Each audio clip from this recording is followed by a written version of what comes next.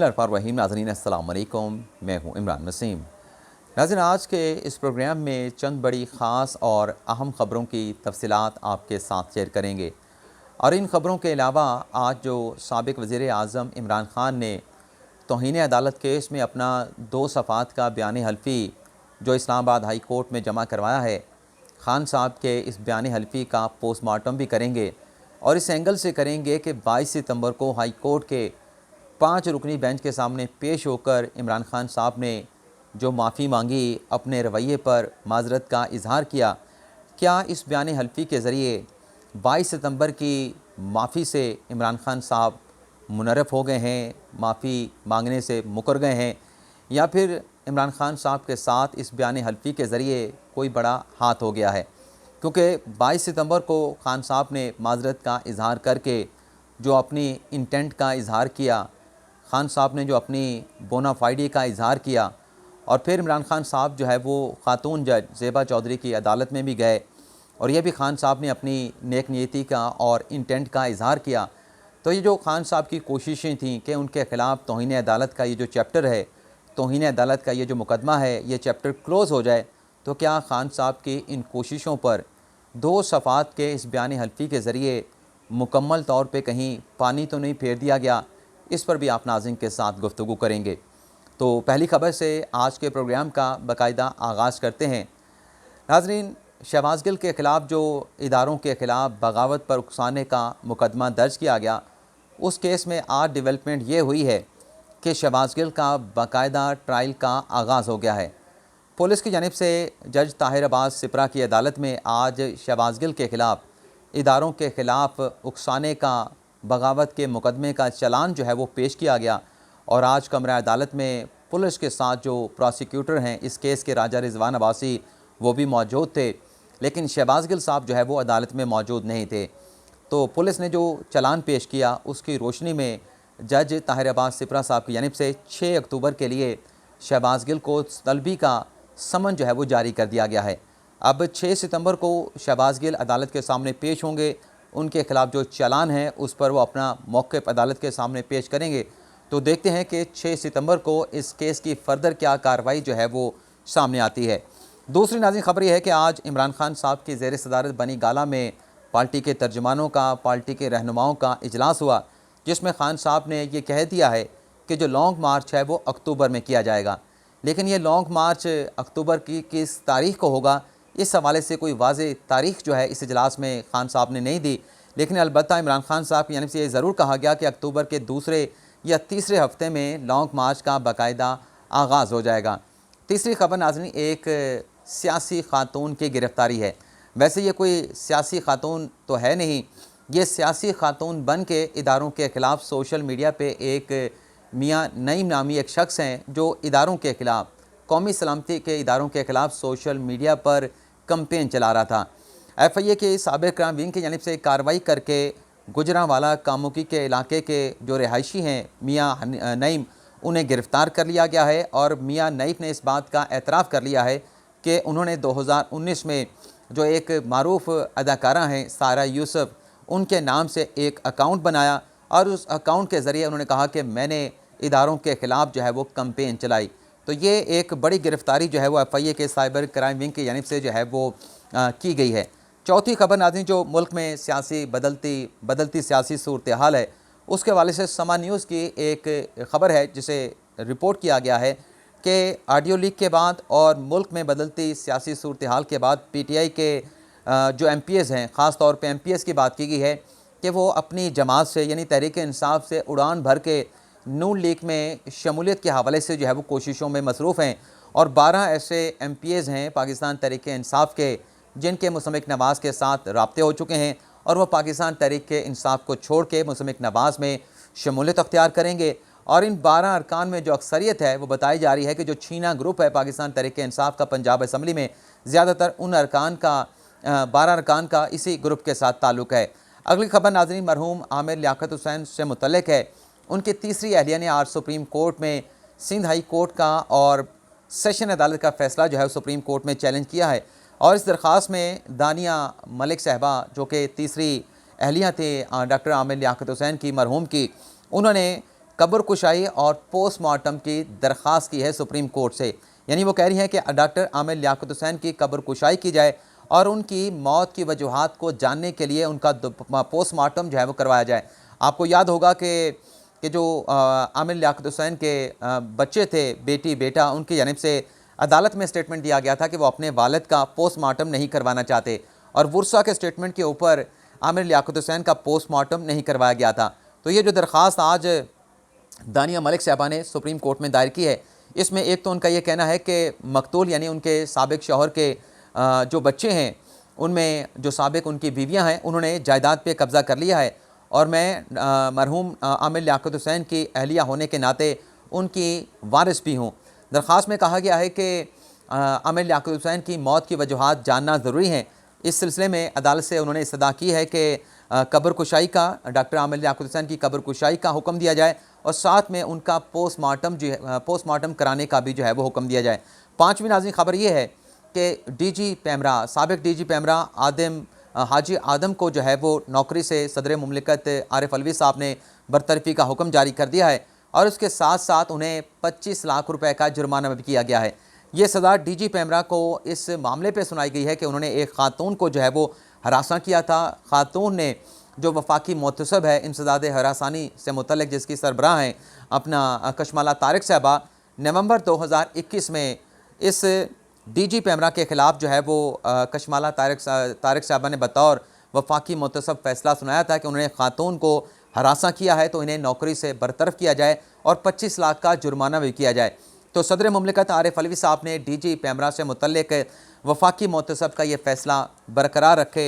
अपना हुक्म सुना दिया है कि मेरा यही हुक्म है, जो वफाकी मोहतसब का फ़ैसला है वो बरकरार रहेगा और डीजी पैमरा को उनकी नौकरी से जो है वो बरतरफ और 25 लाख का जुर्माना किया जाता है। अगली नाज़रीन खबर है वो खान साहब ने जो बयान हल्फी जमा करवाया है उसकी डिटेल, उसका पोस्टमार्टम करने से पहले आज नाज़रीन हमाद अज़हर साहब ने तहरीक इंसाफ की खातून रहनुमा साबिक वफाकी वज़ीर शीरी मज़ारी साहबा के साथ एक प्रेस कॉन्फ्रेंस की है। उस प्रेस कॉन्फ्रेंस में हमाद अज़हर साहब ने इस बात का मुतालबा किया है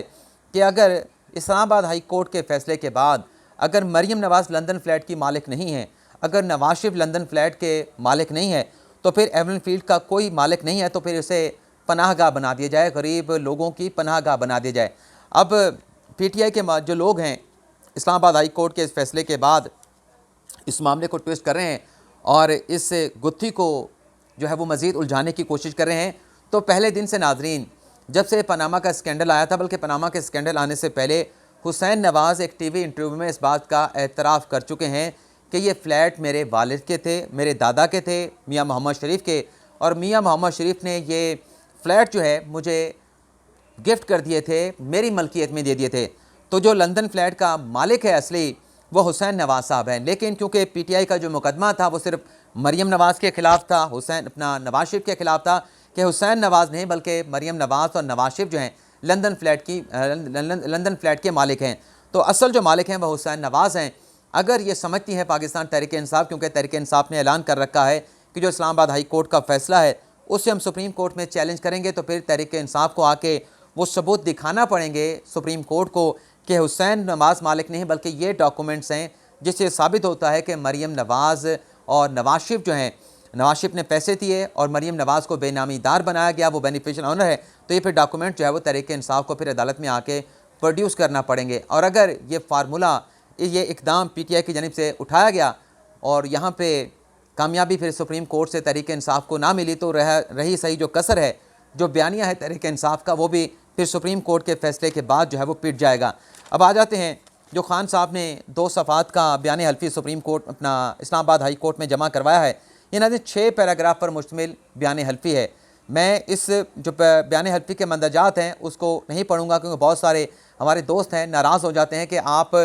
जो लिखा होता है, जो दरख्वास्त होती है या जो मतन होता है उसे पढ़ के क्यों सुनाते हैं। लेकिन मैं खुलासा जो है वो ज़रूर आपके सामने रखूँगा। पहले एक पैराग्राफ में खान साहब ने अपना तारुफ़ करवाया है कि मैं फ़लाँ मेरी ये सियासी जमात है, अदलिया की आज़ादी, कानून की हुक्मरानी और आइन की बालादस्ती के सिलसिले में मेरी क्या जद्दोजहद है, वो खान साहब ने लिखा है। दूसरे पैराग्राफ में खान साहब ने लिखा कि तौहीन अदालत की कार्रवाई के दौरान मुझे इस बात का एहसास हुआ कि मैंने रेड लाइन क्रॉस की है। ऐसा मेरा कोई इरादा नहीं था कि खातून जज को धमकाऊँ, और मैंने जो एक्शन लेने की बात की थी वो दरअसल मैंने खातून जज के ख़िलाफ़ लीगल एक्शन लेने की बात की थी। तीसरे पैराग्राफ में खान साहब ये कहते हैं कि अगर खातून जज ये समझती हैं कि मैंने रेड लाइन को क्रॉस किया है तो मैं उनसे माफ़ी मांगने के लिए तैयार हूँ। विलिंग का लफ्ज़ जो है वो इस्तेमाल किया गया है। चौथे पैराग्राफ में खान साहब ये कहते हैं कि यकीन दिलाता हूँ कि मुस्तकबिल में ऐसा कुछ नहीं कहूँगा अदलिया से मुतल्लिक़ और ख़ास तौर पर जो मातहत अदलिया है, ऐसा कुछ नहीं कहूँगा जिससे अदलिया जो है वो हल्ट हो। पाँचवें पैराग्राफ में खान साहब कहते हैं कि मैं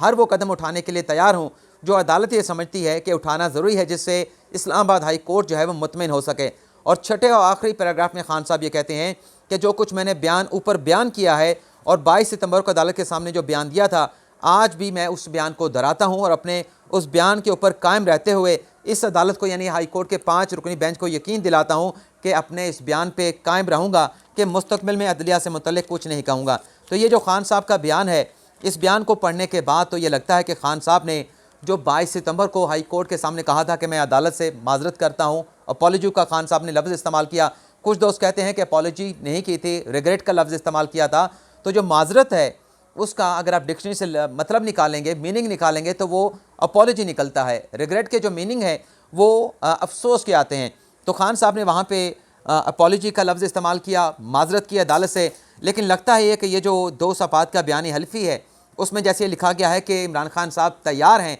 अगर ख़ातून जज की